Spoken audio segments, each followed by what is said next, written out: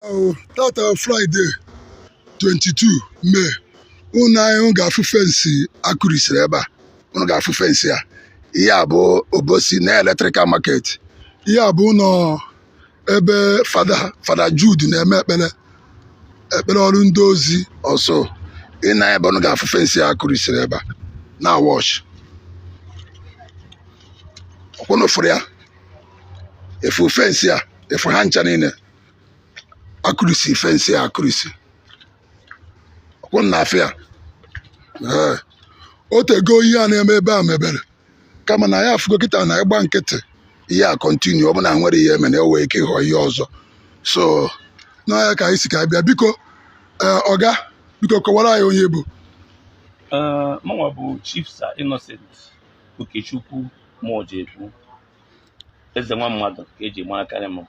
former chairman na Electrical Market Obosi. Biko ka ihe mere ebe a kere ihe mere ihe ka onye kụrisiri ihe ndị a niile akụrisiri ebe a onye kụrisiri ihe ndị a niile akụrisiri ebe a without being told ma afụrụ anya mana onye kụrisiri ya Reverend Fada Jude onye bụ onye isi ndị ọrụ ndị Enuigwe minista nya ndị a na-eme ekpere ebe a ka ihe bụzi problem ihe bụ problem ya bụ na ọ na-azọ anị. Okay. Amara m ihe Fada ji ịzọ anị ndị mmadụ eme, amara m uru ọ bara ya, mara m ebe o edu eje, ọ na-azọtara ya famili ihe ka ọ na-azọtara mụnwụ eze nwa mmadụ amụ. Fada ifuru oke ebe a kịta after ihe ọ kụrisiri ebe a nke a na-eso ebe a ka bụ ụzọ after ụzọ ifuru ebe ọ kpụrụ aka nje Michael a ebe a na mụnwa ọwụ Innocent Mojekwu ka ọ bụ nwe ebe a kpụrụ mụnwa nwe ebe a kpụrụ ya yes and tupu o nwere Fada dịkpa ha nara m n'ike ọ bịara mgbe ọ bịara ịkpatara ebe anyị gaa n'izizi n'aka onye lewere ya nabụ iwu ọzọ ọ kwuru na ya chọrọ ana ma ọ dị 1.5 plot si kpọwa m akpọọ m dị ma wee kpọọ m wee kwuo wee si ya mba na m achọrọ ile ya ele over 15 years now na m achọrọ ile ya ele ma hapụ ya mechaa Fada asị nwa mma na-akpa ala Owere mgbe ka ọ nọ mkpịkpa ha ji chọọ ma achọgide nweta m n'ime afịa ọsị m biko m lewe ya na ka o were nyere ya aka. Ihe Fada goro ebe ahụ bụ anwa only 4 plus ka o goro n'aka iwu ọzọ so ekwugide okwu ilewe a na ncha ịkọtị ya chọọ maka anyị kwutere ya aka over 1 year ọ dị obere mụ na Fada na 5 million naira over 10 years now. Fada kwuzie m ụgwọ Fada asị m biko m nwere n'ihe ndidi na ha enweghị ego ha ka na-eme mbido sị m na onye na-ekwa sponsọ ihe a na ọkwa onye Anglican Chidodi Haku onye oko sị m biko m nwere ndị ebe ka onye m ego si ya no problem were na onye ụka Katọlik ya together o mesịa ma ọ sị m usoro ha si dị nsị afọdụ onwekwa ego ji eso osi dị nọ mgbe ịkwụnara ụgwọ zi okwu nsị ya ngwa ịkwụ ụgwọ were 100,000 na ya na ebigideziele m Fada ụgwọ ọsị m m otu ndidi m nwa nwekwere nọ ndidi na ọdịnaka na-eme mbido ebe a ihe a ka mụ na Fada na-ejezikwe until o wee ruo ofu oge mkpakọ Fada sị m na ego na-enwebeghị so nwetukwu obere ndị so m biko mụ nye ohere ka ya kpụọ aka nje Michael ebe a mgbe ebe a niile wee ọfịa na a na-achụ anyụ nsị na ya ọkwa ka m si lapụta onwe m wee si ya jee kpụọ wee jee kpụọ ihe anyị fọrọ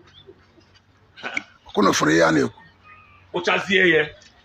emechaa ụzọ bịa gawa ebe a mgbe a na-achọ ịlụ ụzọ anọ ekwuwe ụzọ liwe ọtụtụ ebe ya nwa ụkasị asịzie ihe wee nata compensation si Fada kwụzie m ụgwọ before general compensation na anamanwa ya sị m nwee ndidi na-edere bụ ụmụ ọntiri mbọsị m na Fada fụziri iwu mbọsị ọ na-eje ka o je nata compensation na Asaba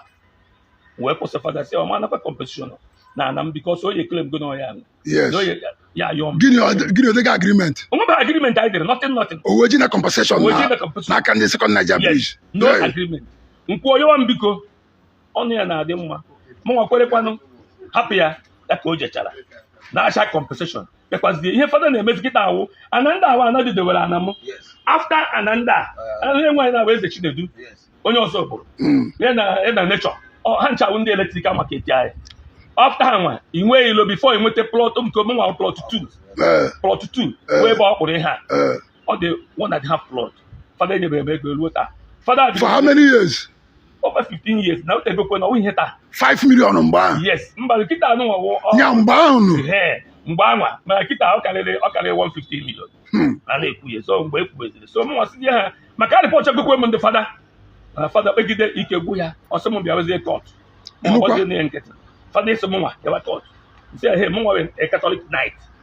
ijebe iso fada gawa kọt m gbado nọ nkịtị ji nwa na complain nwa ogbenye ji isi ana mana emekọtago m fụ na isi anyị nwa akwa isi na fada na-abatazi ịzọzi ya na ndị ọzọ ọ na-achọgo iko kọmpụshọn ebe ahụ ịnụkwa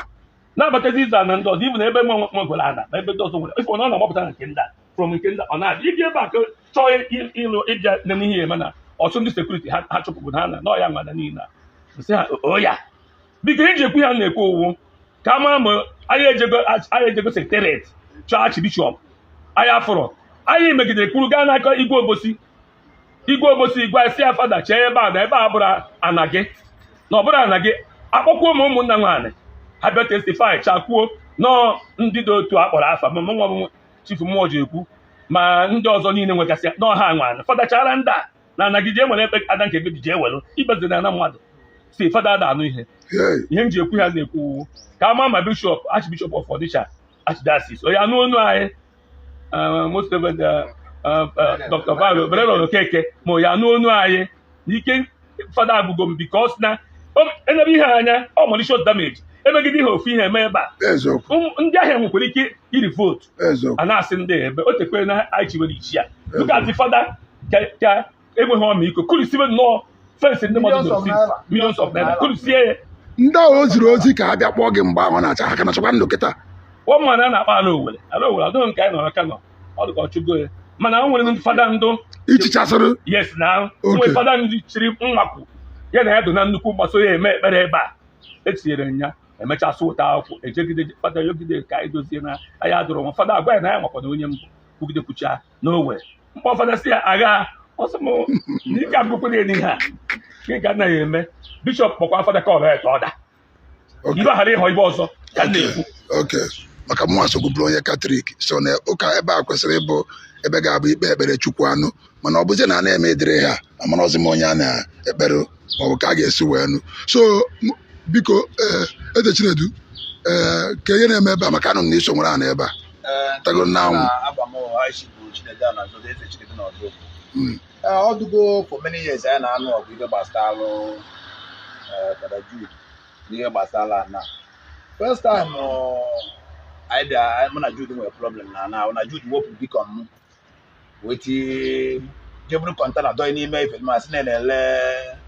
o debere ebe a debe ewe na aghaghị oche ndị na-abịa ụka n'aka ebe a ka nnụbere na-eme ndị dị ụka ha yara oche ha yara nke bụ ọ bụrụ na ọbịa hopu dị bikon ọ bụrụ na one man a na-akpọ Christian Esobeyo ka dụ ndụ oge ahụ jekpọta Christian ahụ Christian sị na etego ya bụ akwada ya pụọ na ndị mmadụ Christian bịa tụọ teepu wụtakwa na mere ogwu a na wọkwa bikon o gbujiri na ana ahụ like ezigbo mmadụ kwuru n'ụzọ after my building my land enwe ụzọ after ụzọ ọbụrụ nke eze nwa mmadụ ibi na mkpọkwara eze nwa mmadụ mgbe ahụ si ebekwa na ife na-emenụ ụbọchị m hapụ ife ọ na-agwa na onwere ife ya na Jude na-ekwu ịdago na ya bụgo ya hapụrụ anyị ana anyị so onye na-emedite na asị na ebe ndị ụka na ebe chasị dị ka ndị ụka na amụrụ na o nwere anọda ajenda mana nke mwute nkarịchasị ya bụ na Jude bịa na ebe fesi eji millions of naira wee gba ọkpọrọ ndị talks for many times kịta ka Jude na-awọk with Tom na this place anyị amarọ na ojizi n'oyi white edisi egwu anyị bụ ọgịnị mana ibe m na-ekwu okwu ya bụ ka bishọp na ndị ụka anyị lọchito archdiocese nya even up to now reply ha sị na a ga-enye ya ya nụbụrụkwa from bishop court anyị ga na office secretary bishop our names and our numbers is there o nwerekwa call anyị nwere go from them so mana ihe m na-ekwu na ya bụ na ọ bụ na bishọp na Fada Jude agbaghala ife nsị a doziela ife nsị a anyị nwa adọrọ dị hapụ Fada Jude anyị nwa ana Jude anyị nwere ka o emetawe ana aka n'ụwa so ife ji na-ekwu ewe ama Catholic I respect Catholic but atụma Jude ya ewepụ ana o nwere ike anyị nwere onwe ya achụpakwa ya ọsọ na nke ya ya rụzi akacha m ya bụ akacha m biko nwanna biko kedu kọwara anyị onye bụ Order. Okay, chairman of the family. unu ihe a na-ekwu ebe a ndị eletrik agba ka anyị ga-afụ ihe mere ebe a yes and anyị abịabụkwana fụkwana ya mm. mana o nwere ife na-ekwu ka anyị were nwayọọ wee meditate si emenye ya ka amụba ma ọ ga yes anyị yes eji uche wee meditate yes with the father ife ihe na anyị edozi gbadie amen mụ abụrụ the type na-achọ ka anyị amụba ma ọ ka ego mebie ife ma ọ ka emebe anyị edozi ya ọfụma ọ dị mma onye abụ ife ị na-ekwu ọmata amana m na ịnụgoro echi ama kwuru nke gị ọ dị iche ofe ife a ka okwu ka e were alụ wee si ya okay etu afọ akpa abịa gosi ya anwa elukwa wee gwakwa igwe obodo anyị ife anyị gwara ka the fence anyị nwalụkwa wee fịa bụrụ n'eziokwu mana unu nwasị ndị ụmụnna kedu ndị unu ma ebe akụrụ ndị anyị nwa nwee saịdị ya mgbe elebe bụ mmụọ ji ekwu ya nda and others yeah these people and others okay onwe kwuru si mitie fada mgbe ị na-ahị ya na-emesị ya ọkwado ndị a nwe ebe a ma ọ bụ ka amara ka a ga okwu etegokwa aka ibi na igwe obodo anyị akpọgo fada several ekwusi efe gbasara ma bife wee bịa wee dobe fensị ka adị shọ nsogbu adịrị onye anọrọ onwe onye anọrọ ma anyị nwadịkwa sọpraịz ka akpọ anyị ụna chiama na-ekwa na-akụlikwa fensị ọzọ abịakọta ike ngwugodo anyị n'anya ka anyị na-enegodu ka ama ka esi nwe ya mana anyị na ayọ ndị eletrik biko fa welụ nwayọ si na gbagoro maka gan ma n'oge a na onye yi gan bụ mmadụ ka ọ bụ gan ka anyị were alụ wee sonye bịbịa na-alụ tugbu dike biko ka m na-ayọba ọkwa ụka bụrụ n'afọ anyị ncha niile mgbe ọ bụrụ fara tọrọ night mgbọ so ụka anyị ncha niile bụ ndị ụka and anyị ga-eme akacha m maka na ebe a n'otu a biko so n'ihe na-ekwu bụ ka bishọp biko tie ọrụ n'okwu a na ahịa ebe a kwesịrị ịbụ expansion ahịa n'otu chọọchị igbakwu Soludo ya sị gị na ya ka prefer ahịa ịnọdebe ahịa karịa unu ụka anyị bịa na ha achụ ụka achụ na ọfara nọrụ saịdị nke ya ka ndị ahịa nọrụ saịdị nke ya onye zụcha ahịa ọbịa kpee ekpere wee naba so na bishọp ka anyị na-ayọ biko ka o tinye ọnụ bifo ihe ọzọ ekenekwa m unu ngwa